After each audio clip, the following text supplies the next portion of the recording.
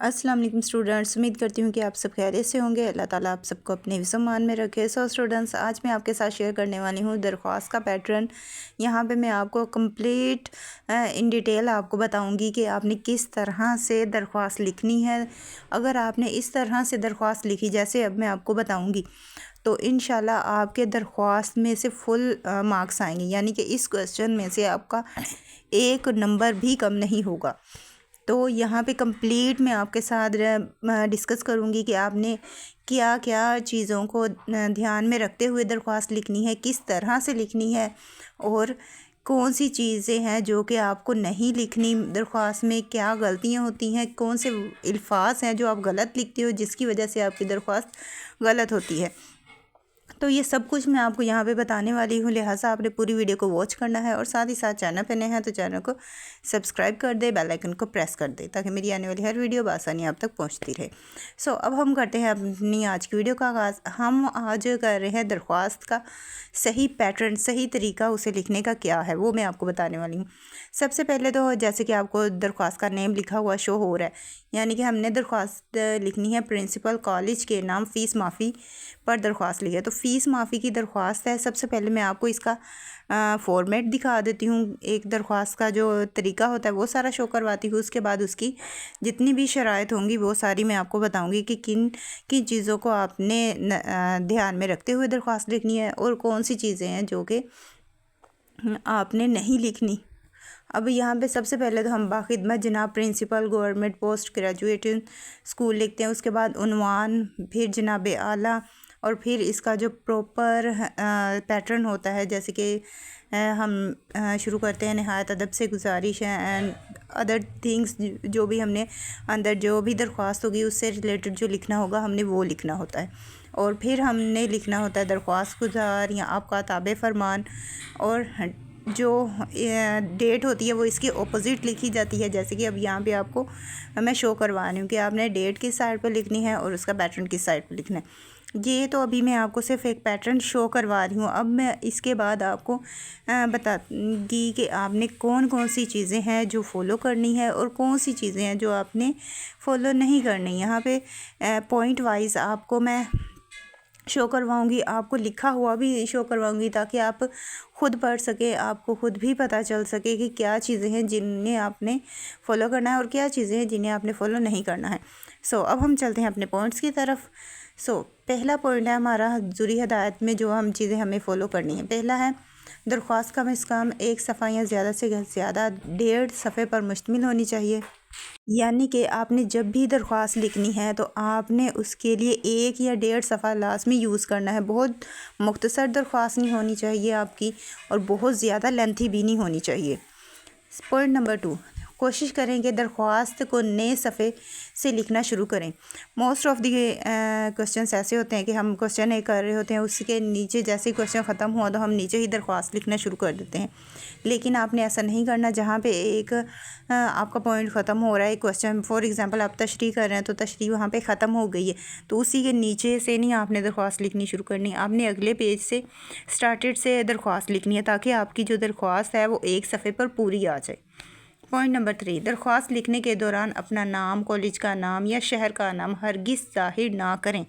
यानी कि आपने जब लिखा है, एंड किया है दरख्वास्त का, तो या वहाँ पे आप लिखते हैं आपके ताबा फरमान, आगे अपना नेम, नीचे अपना नेम। सो आपने वहाँ पे अपना नेम मेंशन नहीं करना। और अब है हमारा पॉइंट नंबर 4, दरख्वास्त लिखने से पहले अफसर या हुक्मरान का अहदा लिखना ज़रूरी है, जैसा कि बाखिदमत जनाब प्रिंसिपल। यानी कि आपने उसकी पोस्ट लिखनी है। जिस इंसान को आप दरख्वास्त लिख रहे हो आपने उसकी पोस्ट लिख के बताना है। अगर प्रिंसिपल को लिख रहे हो तो प्रिंसिपल का नाम मेंशन होना चाहिए, आपने उसका नाम मेंशन करना है। पॉइंट नंबर 5, जनाब या साहब दोनों में से किसी एक लफ्ज़ का इंतखाब किया जाए। दोनों को अहद के साथ लिखना इंतहाई गलत है। यानी कि आप अगर जनाब भी लिख देते हो और साहब भी लिख देते हो तो ये गलत होगा। जैसे कि यहाँ पे है बाखिदमत जनाब प्रिंसिपल साहब। अगर आप इस तरह से दरख्वास्त में लिख देते हैं तो आपका ये जो तरीका होगा ये गलत साबित होगा, ये आपकी गलती मार्क होगी। तो आपने यहाँ पे दरख्वास्त में जनाब और साहब दोनों इकट्ठे यूज़ नहीं करने। आप इस तरह से लिखते हो बाखिदमत जनाब प्रिंसिपल या फिर बाखिदमत प्रिंसिपल साहब, यानी कि दोनों में से एक लफ्ज़ का आपने इंतखाब करना है। पॉइंट नंबर 6 है, दरख्वास्त में उन्वान को ज़रूर लिखा जाए क्योंकि इसका एक नंबर होता है।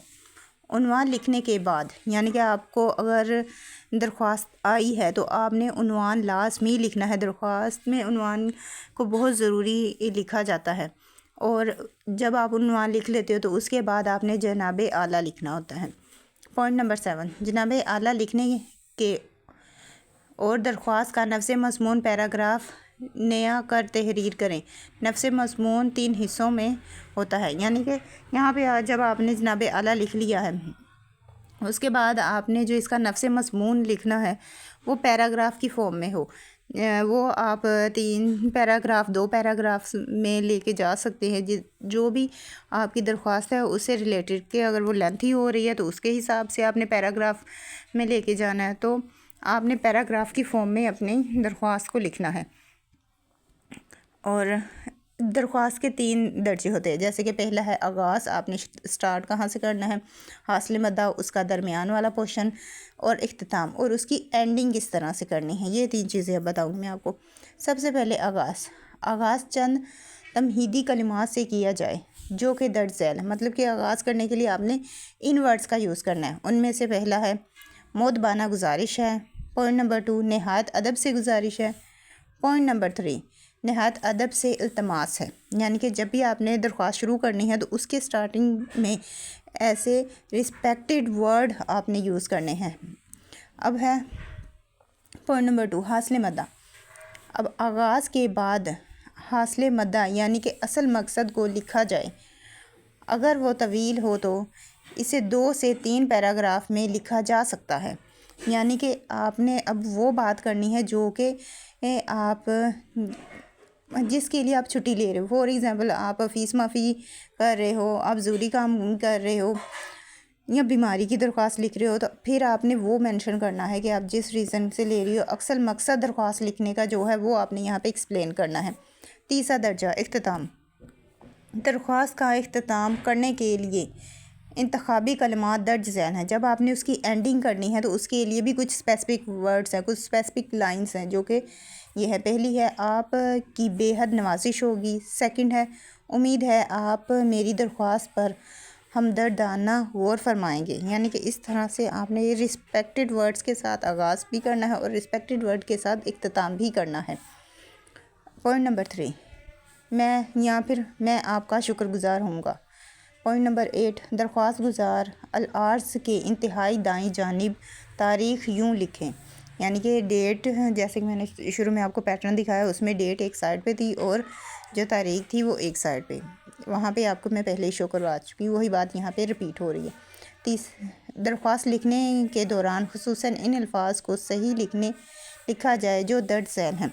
अब दरख्वास्त में मोस्टली लफ्ज़ भी आप इस तरह से लिख देते हैं जिसकी वजह से आपके नंबर डिडक्ट होते हैं, कटिंग हो जाते हैं।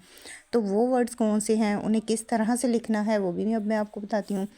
फर्स्ट यहाँ पे सही और गलत दोनों ही वर्ड्स मैं आपको शो करवा रही हूँ। अब मैं गलत वर्ड्स आपको बताती हूँ कौन से हैं। जैसे कि पहला बखिदमत जनाब प्रिंसिपल साहब, दूसरा उन्वान फ़ीस माफ़ी की दरख्वास्त, तीसरा जनाब आला, जनाब आलिया, जनाब आला, जनाब आला। अब इसका सही वाला जो पोर्शन है बाखिदमत जनाब प्रिंसिपल, बाखिदमत प्रिंसिपल साहब, या उन्वान में दरख्वास्त बराए फ़ीस माफ़ी और जनाब आला, ये सही वर्ड्स हैं और आपने इन्हें इस तरह से इन सही अल्फाज को यूज़ करना है और जो गलत अल्फाज हैं उन्हें यूज़ नहीं करना। अब जो छोटे वर्ड्स हैं वो भी मैं आपको बता देती हूँ। छोटे अल्फाज में जैसे कि गुजारिश सही किस तरह से लिखा जाता है वो भी यहाँ भी आपको शो करवा दिया है। उसके बाद बराए मेहरबानी, वो भी मशकूर हूँगा नहीं आपने लिखना, आपने लिखना है ममनू हूँगा या शुक्रगुजार हूँगा। नेक्स्ट है ताबेदार या ताबदार, तो इसका जो राइट है ताबे फरमा या फरमा बरदार।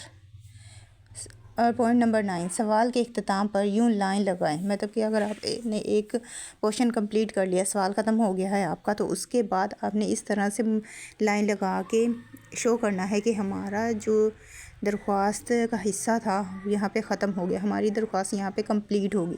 कंप्लीट होने के बाद आपने ये साइन लगाना है और वहाँ पे अपना इख्तिताम कर देना है दरख्वास्त का। और फिर याद रहे कि आपने सारे ही पैटर्न को फॉलो करना है। ये जो पैटर्न मैंने आपको बताया है, अगर आपने इसे फ़ॉलो कर लिया तो इंशाल्लाह आपके दरख्वास्त में से फुल मार्क्स आएंगे। इसके अलावा भी अगर आपको कोई इन्फॉर्मेशन चाहिए हो तो उसके लिए आप मुझे कमेंट करके बता सकते हैं। मैं पूरी कोशिश करूँगी आपको कंप्लीट इन्फॉर्मेशन प्रोवाइड करूँ। और अब इसी के साथ साथ मुझे दीजिए इजाज़त। मिलते हैं नेक्स्ट वीडियो में। अपनी दुआ में याद रखना। और अगर अभी भी आपने मेरी वीडियो को लाइक नहीं किया और चैनल को सब्सक्राइब नहीं किया तो वीडियो को लाइक कर दें, चैनल को सब्सक्राइब कर दें। और अब मुझे दीजिए इजाज़त। मिलते हैं नेक्स्ट वीडियो में। Thanks for watching. अल्लाह हाफिज़।